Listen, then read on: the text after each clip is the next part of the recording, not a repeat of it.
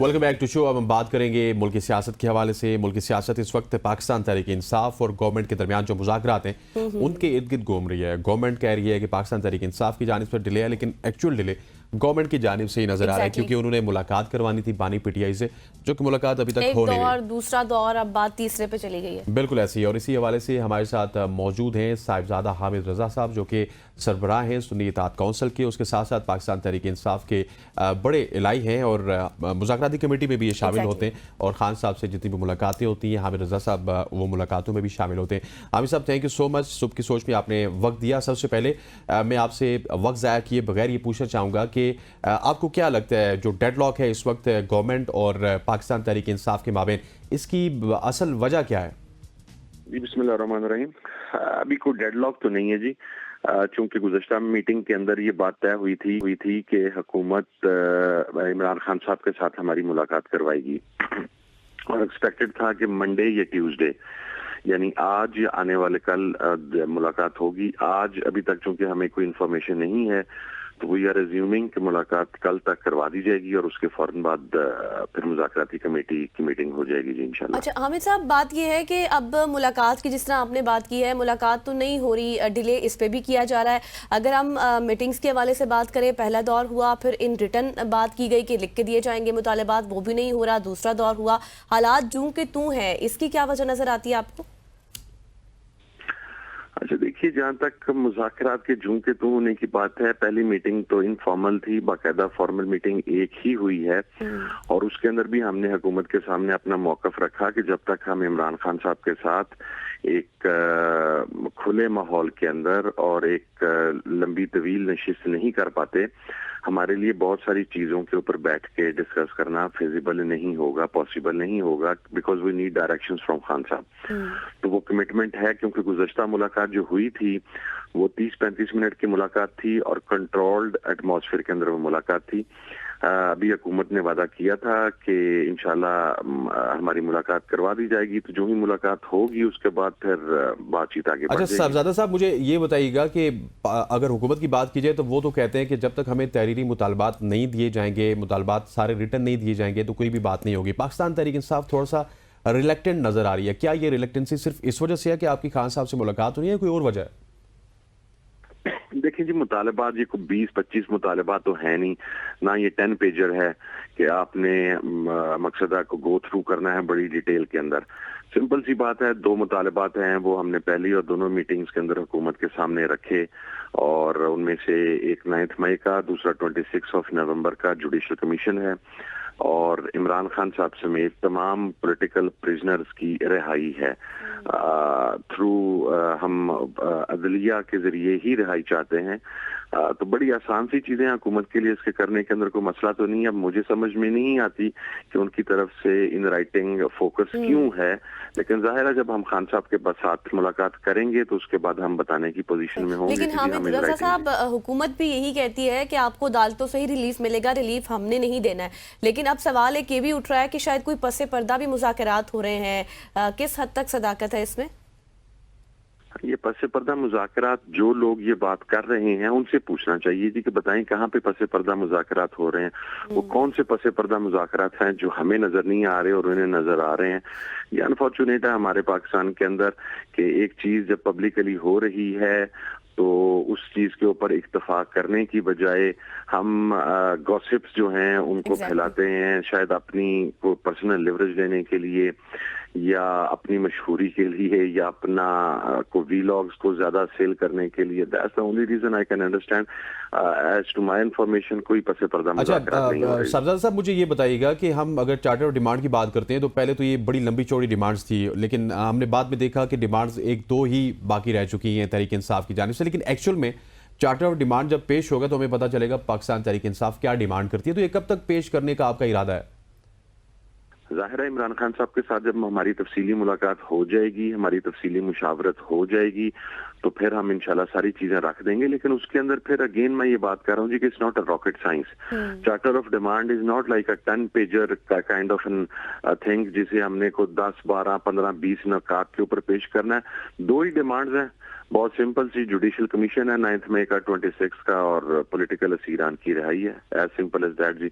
वो हम 2 मरतबा वर्बली बता तो चुके हैं, अब तीसरी मरतबा मजीद डिटेल के अंदर हम खान साहब के साथ भी डिस्कस करना चाहते हैं, तो वो जब मुलाकात हो जाएगी तो इंशाल्लाह दे देंगे। चले इस बात को अब रहने देते हैं। ज़ाहिर है जैसे आप कह रहे हैं कि आपकी 2 ही डिमांड्स हैं, लेकिन फिर भी हुकूमत कह रही है कि आप लिख कर दें तो फिर ही बात बनेगी। थोड़ा सा आगे बढ़ते हैं। 190 मिलियन पाउंड का फैसला जो है आपको पता है 18 को महफूज हुआ था, 23 दिसंबर को सुनाना था, फिर 6 जनवरी को सुनाना था, और अब जाकर 13 जनवरी की तारीख दे दी गई है। इसके पीछे क्या वजूहत है, इस पर आप क्या कॉमेंट करेंगे?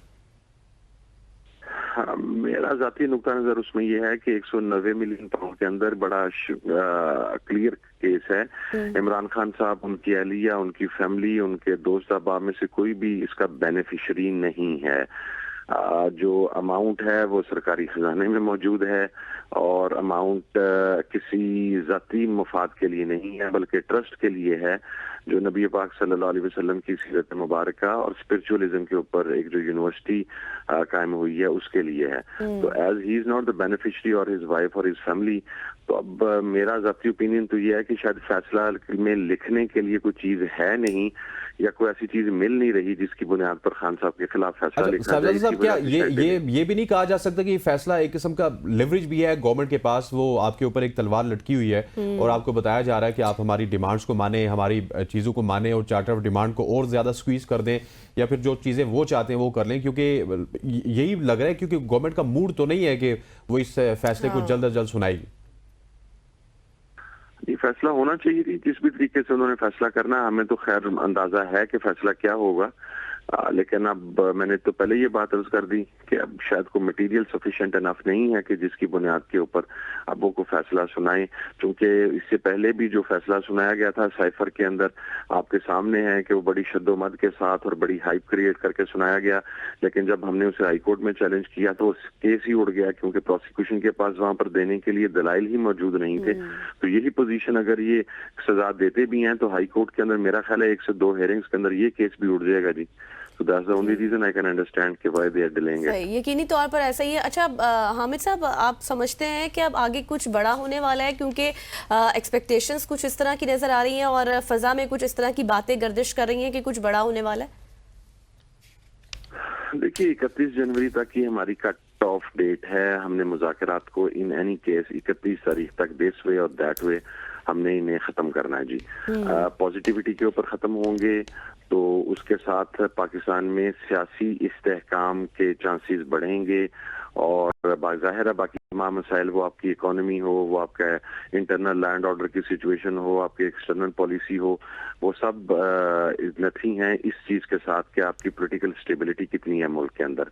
तो मुज़ाकरात की मस्बत एंडिंग की सूरत में पॉलिटिकल स्टेबिलिटी के चांसेस हैं, और अगर मुज़ाकरात नहीं एंड हो पाते, उस तरीके से खत्म हो पाते जिस तरह हम चाहते हैं, हुकूमत हमारे मुतालबा तस्लीम नहीं करती, तो फिर उसके बाद जाहिर है हमारे पास दूसरा ऑप्शन जो हम गुज़श्ता 2-2.5 साल से प्रैक्टिस कर रहे हैं एहतजाज का, और इस हवाले से तो फिर वही होगा, और पाकिस्तान में जो सियासी अदम इस्तेहकाम है उसके अंदर इजाफा। साहब मुझे ये भी बताइएगा कि आपकी मौजूदगी को फ़ायदा उठाते हुए, क्योंकि आप बानी पीटीआई से मुलाकातें भी करते हैं, बहुत सारी मार्केट में इस तरह की खबरें भी गर्दिश कर रही हैं, कुछ बड़े बावसूख ज़राए भी ये बता रहे हैं कि खान साहब को बनीगाला मुंतकिल होने के हवाले से बात की गई है, उनके हाउस अरेस्ट के हवाले से बात की गई है। इन बातों में किस हद तक सदाकत है? नहीं जी, उसमें इमरान खान साहब का बिल्कुल क्लियर मौकफ है। हमने वो पहले भी बयान कर दिया कि खान साहब इज नॉट गोइंग एनीवेयर।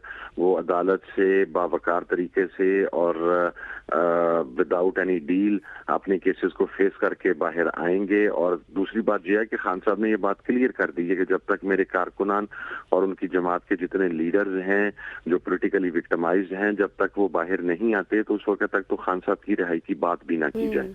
तो वो चीज तो बिल्कुल क्लियर है।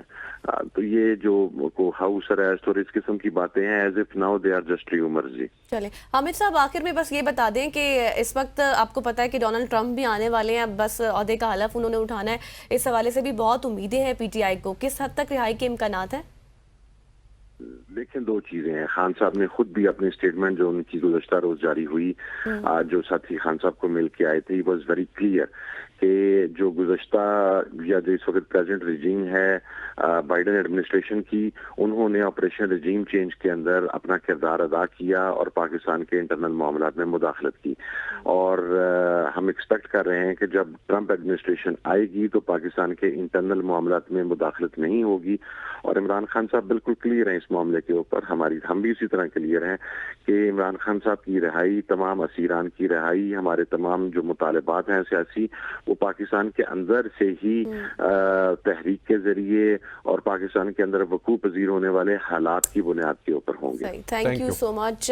हामिद रजा साहब हमारे साथ मौजूद थे, thanks for being on the show.